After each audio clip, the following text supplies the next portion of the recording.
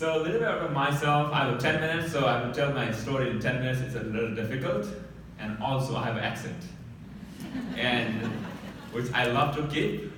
Please ask me a question if you do not understand. I try to slow down myself. I was born and brought up in Bhutan. Bhutan is a very small country. Population of Bhutan is much smaller than the population of Central Ohio. Central Ohio has a 1.1 million population today, and Bhutan has 700,000 people, and its whole entire nation. And in that country, people from various backgrounds live there, but it's being ruled by a king, a monarchy.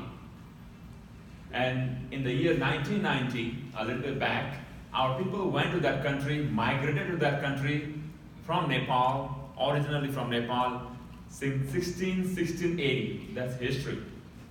From 1616 to 1990, I'm making very short. That was not much a problem. But in 1990, 1988, 1990, government of Bhutan implemented the policy called one nation, one people, one language, one faith. So that means people who look different from the ruling family, people who believe in a different system from the ruling family, people who look different from the ruling family were not citizens of Bhutan. And they make that law and they enforce that law. With the enforcement of that law, 1/6 of its population were evicted in a very short period of time. There's so many things that happened. The worst thing that happened was many people were killed and many women were raped. I can share so many stories, but I want to go one or two what I had seen at that time when I was 9.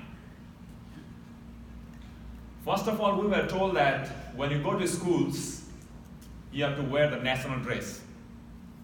People accepted it because school, you are in this country, wear the national dress.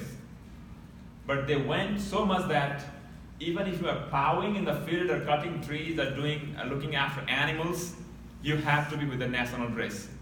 If you do not put the national dress, you are not a citizen. That's what they defined, and that's what they enforced. That was kind of okay. But to put more difficulties on the people, they banned the language which is spoken by the people from our group. There were 3 languages spoken in that country before: English, Nepali, and Jonka. Jonka is the language spoken by a ruling family. That's called Ngalo. English was allowed because it is considered international language. And Nepali was allowed, which is a language spoken by majority of the people in southern Bhutan, because it is widely spoken language even in the Ngalon families. But they banned that language. And immediately they start banning putting restrictions on the faith system. If you want to be living in the Bhutan, you have to be culturally following the rules and regulations of the Bhutan government. So with that one, there was a lot of things happened in a very, very short period of time, and people accepted so many things, but they couldn't accept all those things. So much so that if you want to renew your driver's license, though there was no driver's license out there, but I want to make it relevant here. If you want to renew your driver's license, you have to speak the language. If you do not speak the language, your driver's license cannot be renewed. And if you want to pay the tax, you have to speak the language. If you do not speak the language, you do not have to pay the tax. That's good, right? But if you do not pay the tax, there's a penalty for not paying the tax. So whichever way, there's no way out. So there was a mass demonstration on the street, and that demonstration was considered as anti-national by the government of Bhutan. So to address that international things, they used the martial law and evicted 1/6 of the population who looked different from the ruling family, who speak different language, and who they consider as a non-Bhutanese because of various other reasons. So following that, I, along with my parents and many other people in the community, ended up in the refugee camps in Nepal. Because I do present these things a lot of time, and many people, they do not know where the Bhutan is. So let me tell you a little bit about it. Bhutan, India, and Nepal. Nepal is known a lot because of Mount Everest. So they are very close. In between Nepal and Bhutan, there's India, which is the largest democracy. But at that time, when we were evicted out of the country, India did not give us a place to live, because the two governments had a good relations. So we were forced out, and we were trucked out into Nepali border, and we were in the refugee camp in Nepal. Thanks Nepal for giving us a space to live. And ended up in that refugee camp for 18 years. 1992, July of 1992 to July 21st of 2009, we were in that refugee camp. And the situation in the refugee camp is troublesome sometimes, but there is something interesting also. Let me ask you, how many of you have seen a mobile classroom? Don't tell me the truck, the bus, they move around. The classroom itself, they move. Have you seen that mobile classroom? Let me tell you, I had a privilege of going to mobile classroom when I was in the refugee camp. Sounds funny, right? When the sky is a roof, when open ground is a boundary, there's a lot of opportunities. When we came out from Bhutan, when we were forced out of Bhutan, engineer, doctor, scientist, teacher, everyone was equal. Everyone was refugee. And there was no schools, there was no hospital, there was no bathroom, there was no toilet, there was no running water. But in spite of that, some volunteers in the refugee camp decided to start a school. And there was no building, there was no whiteboard, there was no blackboard, there was no any kind of things. But they decided to run a school. And our school was in open ground.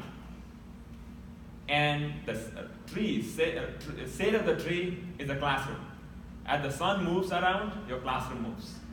So that's a mobile classroom. So we were in the refugee camp for 18 years, and 2007, 2008, I want to make it very short. And United States and 8 other countries decided to resettle people in the refugee camp to their countries. In between this time, people tried many times to go back to Bhutan and live there, but all those plans failed. So we ended up coming to the United States in July 21st, that's my birthday, in 2009. So let me tell you what new is new. Because trauma, we're talking about trauma, fleeing the country, that's one trauma. In the refugee camp, there's so many things to discuss. And coming to the United States, a lot of trauma in the journey. So when I go and talk, a lot of time, I've been told that there's a class, you go there, learn there, start going to that one. That's okay, yes, because when there's resources, we got utilized. But what new is the other question here. When I came to the United States, there's so many first things for me. Though I'm a college graduate, so imagine people who are in the camp who are uneducated, even in our own language, and not educated in English. That's a whole different story. For me, it was the first time boarding a plane. For me, it was the first time getting into elevator. For me, it was the first time getting into automatic door. That when you get into the door gets open. At that time, we were thinking, so America, they are welcoming us by open door. The doors get open. That happened to us. So more than that, so let me ask the other way. How many of you know dal bhat? Dal bhat. So dal bhat, think of that one. What's that? I'll coming back to that one in a minute. So to make a long story short, we were in the JFK International Airport on July 21st at around 7 o'clock at night in the evening. And after that, IOM, International Organization for Migration, they took us from there to the hotel room. For the first time in the life, I learned that a door can be opened without a key. A card, if you just swipe the card, the door gets opened. That's a troublesome, how that door can be opened. I was looking for a card, a key, and the door could be opened. And we're inside the hotel room. I was vegetarian by choice, by birth, now a vegetarian by choice. I was super hungry. I wanted to eat. My daughter was 1.5 years old, and my wife and I, 3 of us were at that time. And we went inside the room and looking for a food to eat. And I told every single person, whoever was in touch between the airport to the hotel room, provide me vegetarian food. So I have this accent now, imagine 10 years ago. I have no clue what they understand. And inside the hotel room, no, nothing happened. I was sleeping outside from the door, nothing happened. So we drank a few glasses of water and slept, hungry. 48 hours transit at the airport, on the flight. There's so many transit, it was 48 hours. We got up in the morning. And maybe around 3 o'clock I just got up, and I saw on the side of my hotel room, there were 3 boxes. No clue. They were there at the night earlier, or somebody brought them during the night when we slept. I don't know, but there were 3 boxes. And I opened, and I saw, I think you guys play the frisbees, right? That play frisbees. And I told my wife, in America, in a hotel, they play frisbees. You know, the frisbees in the box. You know what? Those frisbees are pepperoni pizza today. So, this was the first time I saw the pizza. So if you happen to go to Nepal, you should understand dal bhat. That's the food that we eat there. So dal bhat, the rice and lentils, a lot of Nepali they do eat and we eat. So that's so what new is new is always a question. So move forward, then after that we came back to, I was resettled in Colorado, Springs, Colorado. Stayed there for 6 months and moved to Denver and stayed there for 6 years. And I made my choice to come to Columbus in 2014, and now we are in Reynoldsburg. We bought a house, we have a car, we have a job, and my kids, Aditi and Dave, both of them, they are going to Reynoldsburg school, and they are in a gifted program. And when we came to the country in 2009, we came with $15 in our hand, and pretty much we have everything, the American dream that we have achieved in the last 10 years. And on top of that, in October 16 of 2015, I got a citizen, and for the first time, I was able to vote last year's election.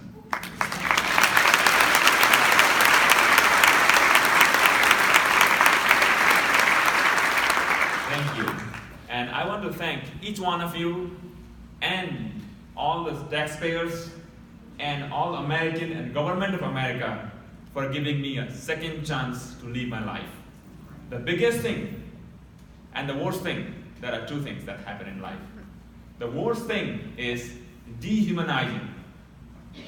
When I was in a camp, when I used to go outside the camp, I always used to lie. Tell that I am not a refugee. I had to prove that I am not a refugee. That was the biggest troublesome factor for me. There are many people have many things, because I would like to be considered that I'm equal to all the human beings.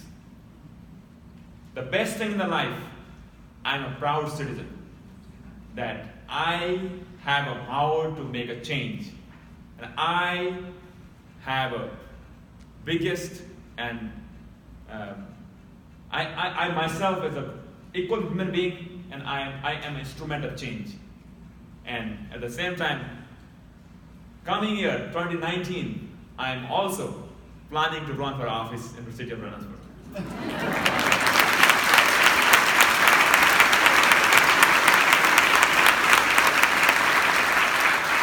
So, why I'm bringing bringing this one here is like, in this present environment, the present political situation, I don't want to be politics. I love politics, but I don't want to get the politics in my talks anywhere. But the situation is that when I talk about trauma, it comes every moment, every breath of your life. Let me give you an example of what happened in the last, because in Ohio, like all of us are from Ohio, we had a primary election. I'm an activist. I love that. That's my passion. The doctor was talking about passion. That's my passion. Politics is my passion, and activism is my passion. So last election, I was helping people in the community go to vote. I drove around 20, 30 people to vote. And we are taking the picture and sitting outside the booth. A young lady around 65 years, she came to me. She drove her car and came close and she called me like this. And okay, I understood already what's going on. I went there and she sort of figured, why these people are voting? They're all green card. She is so mean and angry at me. I said, okay, who told you? And how do you know? And she said like, somebody told me. I said, that person is wrong. And I think she was not expecting those answers from me. And I asked again, how do you define a citizenship? And she started bringing, I'm a citizen, I'm here for all my life in this country. Oh yeah, that's a different way of defining citizen. You are a citizen, they are also citizen. Then I asked, she again asked me, when did these people came to this country?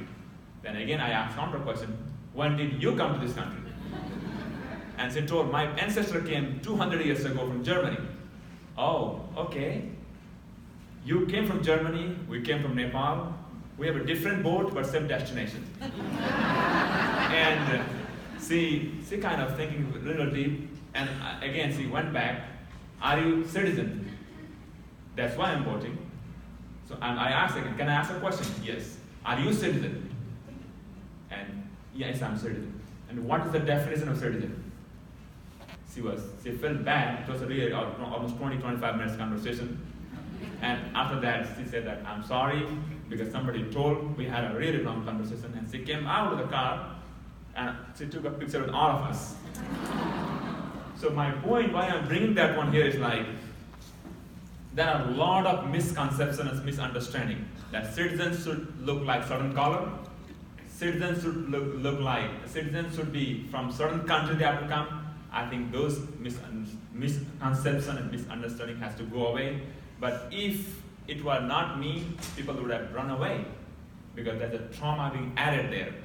And I have another example where I ran away, and with that I'm going to conclude this thing. 2016, after the election, I was in a bank here in Columbus, in the Chase Bank. It was January 2nd or 3rd. I was in the line, it was Friday, I do remember the day, but I do not remember the actual date. And I was in a line at Chase Bank. I want to withdraw some money. And I had this mark on my forehead. This may be troublesome for somebody else, but I like to put this one because I was forced out of this country because I was not allowed to put this one. In addition to my faith, I have a pride in it because I'm a country of freedom where I can proudly put this one and put my head held high and move around. So that's why it has a lot of meaning for me. So that guy came. Again, it was a young man around 60, 65. He came and yelled at me. He just yelled. There was around 7 people on the line. People from your country steal our private information. And it was just after the election, and I thought what to do. Whether I should be staying here and confront him, or flight or fight. I choose the first, and the story ends there. So I'm just giving an example how the trauma gets added. When I talk about the Bhutanese community, there are a lot of things happening. Mental health is one of the biggest problems in the Bhutanese community. Suicide rate in the Bhutanese community is really high. Dr. Surendra Adhikari, he's here, he has done studies in the Bhutanese community. And the suicide rate in the Bhutanese community is more than average, world average, around 23% for every 1,000 people. The world average 16% for every 1,000 people. So there are many, many reasons why that's very high. I think that more research needs to be done, but these are some of the things that happened around. And in Columbus, Central Ohio, is the largest Bhutanese population outside Bhutan. We are thinking around, again, OSU has done some studies. That number is 24,735. That's OSU's study done in July of 2017. And the number is increasing every single day. So our anecdotal number within the community is 35,000. And it's increasing every single day. So we are taking 10,000 more than OSU's studies. And we think we are right, but that's a study, so we have to be deciding ourselves. But every single day people are increasing. And people speak Nepali generally, and also people are bilingual, trilingual like me. I speak 4 languages. So that's what it is. And thank you.